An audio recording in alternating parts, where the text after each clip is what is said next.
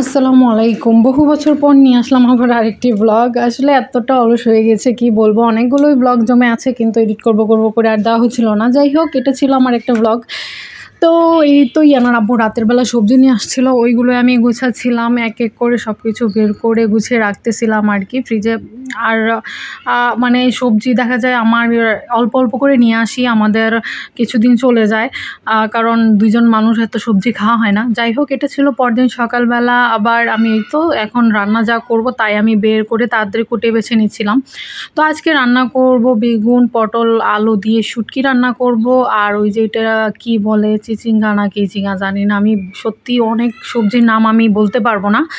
ওইটা দিয়ে চিংড়ি মাছ দিয়ে রান্না করব। তো সব সবজি আগে আমি কী করি, সব কিছু আগে ফ্রিজ থেকে মানে মাছটা বের করে তারপর একদম সব কিছু নিয়ে বসি, কাটা বাছা করে একবারে দাঁড়িয়ে সব কিছু রান্না করে ফেলি। আমার এইভাবে মনে হয় আমার তাড়াতাড়ি হয়ে যায়। তারপর সবজিগুলো আর কি কেটে তারপর ভাতটা বসিয়ে দিয়ে আমি রান্নাতেও দাঁড়ায় যাই, পরে একটা এক করে সব কিছু রান্না করে ফেলি। তো এই তো আমার প্রায় সবজি কাটা শেষ। এখন এই যে আমি চিংড়ি মাছগুলোও কেটে নিচ্ছি।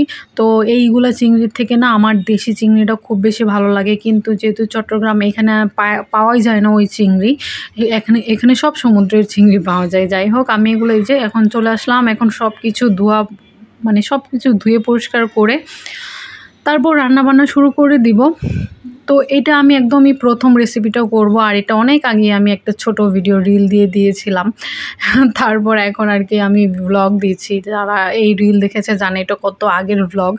তো যাই হোক, আমি তো এখন পেঁয়াজ কুচি দিয়ে দিলাম, আর আমার যা যা লাগবে হলুদ, জিরা, ধনিয়া, মরিচ গুঁড়া, এগুলো সব কিছুই দিয়ে দিব।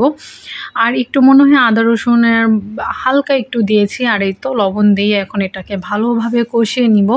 আর এটা হয়তো অনেকেই খেয়ে ফেলেছে, অবশ্যই অনেকেই রান্না করে, আমি এটা একদমই প্রথমবার রান্না করতেছি।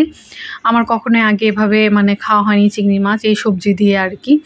যাই হোক, আমি এই তো কষিয়ে মাছটাও দিয়ে দিলাম, আর এতে এখন সবজিটাও দিয়ে দিলাম, দিয়ে এটা ভালোভাবে, আসলে সবজিটা এত শখ করে আমি নিজে খাবো, ইয়ানার আব্বু তো খাবেই না, এটা সে একদমই পছন্দ করে না, মাছই সে পছন্দ করে না, সবজিও পছন্দ করে না। খুব শখ করে রান্না করছি যে আমি খাবো, এই দেখেন আমার শখের কি 12টা বেজে গেছে। একটু অনেক গরম ছিল, যেহেতু আমি একটু পানি দিয়ে চলে গেছিলাম রুমে, তো এসে দেখি তো পুরে শেষ ছাই হয়ে গেছে। তারপরে উপর দিয়ে তারপরে যতটুকু পেরেছি খেয়েছি।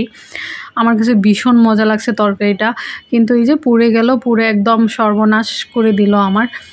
কত শখ করে রান্না করতেছিলাম। তারপর যাই হোক, মনে কষ্ট নিয়ে এখন ইয়ানার আব্বুর তরকারিটা রান্না করতেছি। সে তো ওই মাছ তরকারিটা খাবি না আগেই বলে দিছিল, তার উপর আবার পুড়ে গেছে। যাই হোক, ওর জন্য আবার ওই তো শুটকি রান্না করে ফেললাম। আর এই যে বিকেলবেলা গোসল টোসল করে খাওয়া দাওয়া শেষ, এখন ইয়ানার আব্বু ইয়ানা দুজনেই ঘুমাচ্ছে। এখন আমি এই তো বাদামগুলো নিয়ে আসছিলাম, বাদামগুলো ভেজে রাখলাম। আর এই তো এখন মা মেয়ে ছাদে চলে আসছি, ইয়ানার আব্বু চলে গেছে অফিস। তো ছাদে ইয়ানাকে নিয়ে আসছিলাম একটা কলা নিয়ে, সে কলা খাওয়ানোটা তার ওকে অনেক কষ্ট আমার জন্য। সে কলা একদমই খেতে চায় না। এখন বলছি তুমি যদি ছাদে যাও তাহলে ছাদে গেলে অবশ্যই একটা কলা খেতে হবে, তুমি যদি কলা খাও তাহলেই নিয়ে যাব। তারপর রাজি হয়ে যায়, বাধ্য হয়ে তার খাওয়া লাগে। তো এভাবেই আর কি ওকে অনেক কিছু করে আমার খাওয়ানো লাগে। যাই হোক, এই যে কিছু বোতল ছিল, সসের বোতল, ওইগুলোকে একটু ভাবলাম যে একটু অনেক দিন ধরে পড়েছিল, একটু রং করে ফেলি, ওইগুলোকেও রং করে ফেললাম। আর এটা ছিল এই যে পরদিন আবার রাতের বেলায় আর কি, ওই দিন রাতের বেলা তো ইয়ানার আব্বু অফিস থেকে আসার সময় লিচু নিয়ে আসছিল।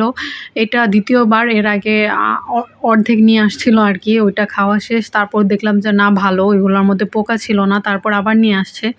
তো যাই হোক, এই ছিল আমাদের ছোট আজকের একটা ব্লগ। তো যদি ভালো লাগে অবশ্যই একটু লাইক করে দিবেন, কমেন্ট করে জানাবেন। আল্লাহ হাফিজ।